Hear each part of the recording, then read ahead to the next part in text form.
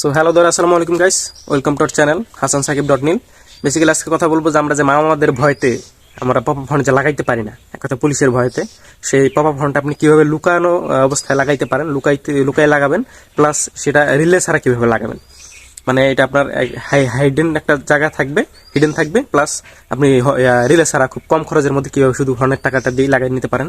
চাইলে আপনি নিজেও লাগাইতে পারেন, একটু মেকারকে বললে সেও লাগাই দিতে পারবে। খুবই সিম্পল ব্যাপার। বেসিক্যালি এটা লাগা যে রিলে লাগবে না, এক কথায়। আর হচ্ছে যে মামাদের ভয় আমাদের থাকে যে যদি পাওয়া ফোনে দেখে তাহলে তো মামলা দিয়ে দিবে, সেই জন্য ওইটা আমাদের একটা হিডেন জায়গায় লাগানো আছে। তো চলেন সেটা দেখা যাক কীভাবে লাগাইছি।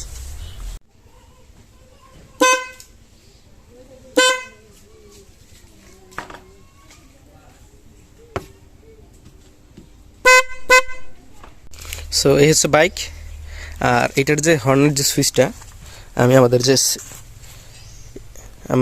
এক কথায় এটা হচ্ছে আমাদের কিল সুইচের পাশেই সুইচটা লাগাইছি যাতে দিতে সুবিধা হয়। ওই দিকে দেয়নি, ওইটা দিয়ে আপনারা সুইচিং করতে পারবেন। তো এইদিকে আমার এই যে তারটা এই দিক দিয়ে আসছে, এই যে এই তারটা হয় এই দিক দিয়ে।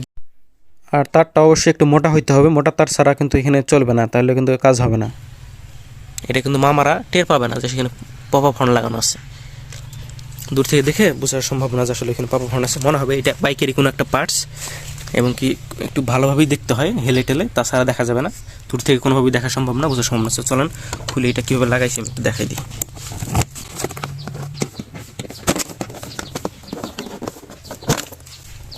সো এটা খুলে নিছি, এই হচ্ছে আমার হর্ন, পপ আপ হর্ন।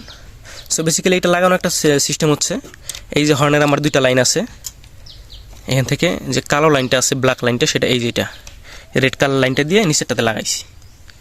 এই ব্যাটারি থেকে ডাইরেক্ট, ব্যাটারি যে নেগেটিভ টার্মিনালটা আছে সেটা থেকে ডাইরেক্ট হর্নের একটা লাইন দিয়েছি। আর একটা লাইন হচ্ছে এই যে সুইচটা লাগাইছি আমরা উপরে, এইখানে এই সুইচে কিন্তু দুইটা তার আছে। এই দুইটা তারের একটা তার লাগবে আপনার হর্নের মধ্যে, হর্নের যে আরেকটা টার্মিনাল বাকি থাকলো উপরের, হর্নের তো দুইটা টার্মিনাল, একটা থাকতেছে ব্যাটারির সাথে, আর একটা বাকি থাকতেছে এটা থাকতেছে সুইচের একটা তারের সাথে। আর একটা যেটা সুইচের একটা তার বাকি থাকলো সেইটা আমাদের লাগবে এই যে ব্রেক লাইটটা আছে, এই ব্রেক লাইটের যে সুইচটা এইটার একটা তারের মধ্যে লাগবে। এটা আমরা এইখানে লাগাইছি, এই যে দেখেন, এই যে এটা কিন্তু ব্রেক লাইটের একটা লাইন। এটা হচ্ছে আপনার ডাইরেক্ট ইগনিশন থেকে আসছে, ইগনিশন দিলে তারপর এটাতে লাইন আসবে।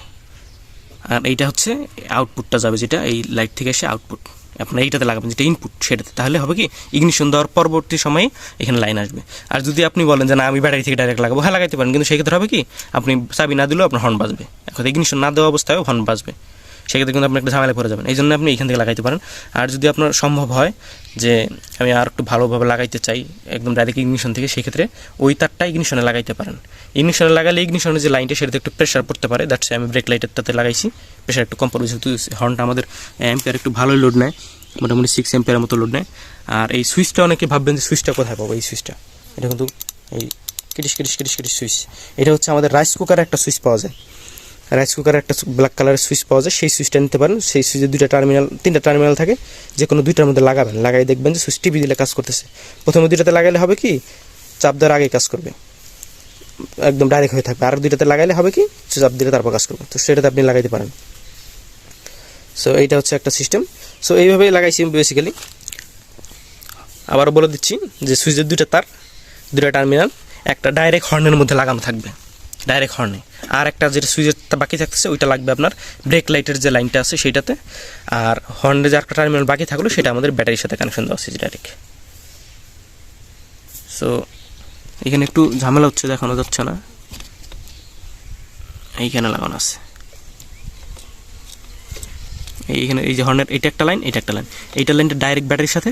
আর এই লাইনটা যেটা আছে এইটা ওই সুইচের একটা লাইনের সাথে লাগানো আছে, আর সুইচের যে আরেকটা লাইন বাকি আছে সেটা আমাদের ইগনিশন লাইনের সাথে। সো এটাই সিম্পল ব্যাপার। আমাদের কাছ থেকে বাঁচানোর জন্য এইটাই আমাদের নিনজা টেকনিক, সেটা হচ্ছে হিডেনভাবে লাগানো। যখন এই ব্যাক কাভারটা লাগাবো আমরা তখন কিন্তু এটা দেখা যাবে না বাইরে থেকে, খুবই কম বোঝা যাবে। এই দিক থেকে দেখতে গেলে ততটা বুঝতে পারবে না। চাইলে আপনারা ট্রাই করে দেখতে পারেন। রিলে টিলে ছাড়া, রিলের কোনো প্রয়োজন নাই, খুব কম খরচের মধ্যে। শুধু হর্নের দামটা আমার কাছে মেবি 370 টাকা হর্নটা নিয়েছিল, একটু ভালো কোয়ালিটি হর্ন, পানি টানি ঢুকলো তেমন কিছু হয় না। আর হ্যাঁ, ওই যে একটা জিনিস করে বলতে ভুলে গেছি, সেটা হচ্ছে যে এই যে আমাদের যে হর্নটা আছে, এই হর্নটা, এই দেখেন আমি কিন্তু মুখটা কেটে নিছি, এটা কিন্তু একটু মুখটা এরকম মেলানো থাকে, সো এই মুখটা আপনারা কেটে নেবেন, তাহলে কিন্তু হর্নটা একটু ছোটো হয়ে যাবে। আমি কিন্তু একদম সুন্দরভাবে আপনারা স মেশিন বলেন, হ্যাসকো মেশিন বলে বা হ্যাসকো কাটার বলেন, যাই বলেন, কিছু একটা দিয়ে কেটে নেবেন সুন্দরভাবে, কেটে নিয়ে মুখটা ফেলে দিবেন। তাতে কিন্তু সাউন্ডের তেমন কোনো কথায় হয় না, ডিফারেন্ট হয় না যে সাউন্ড খুব কম হচ্ছে বা এরকম কিছু। সাউন্ড প্রপার ওইটাই আছে, শুধু ওইটা ডিজাইনটা কেটে ফেলে দিবেন।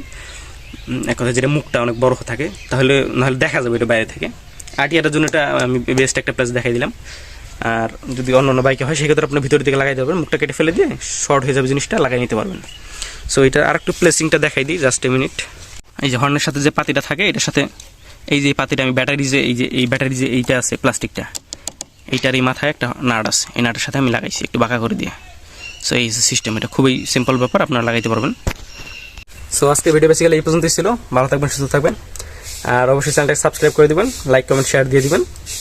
সো এইভাবে নতুন নতুন ভিডিও আসবে, টেকনিক্যাল ভিডিও ট্রাই করবো ভালো কিছু করার জন্য। সো ভালো থাকবেন, সুস্থ থাকবেন, খোদা হাফেজ, আসসালামু আলাইকুম।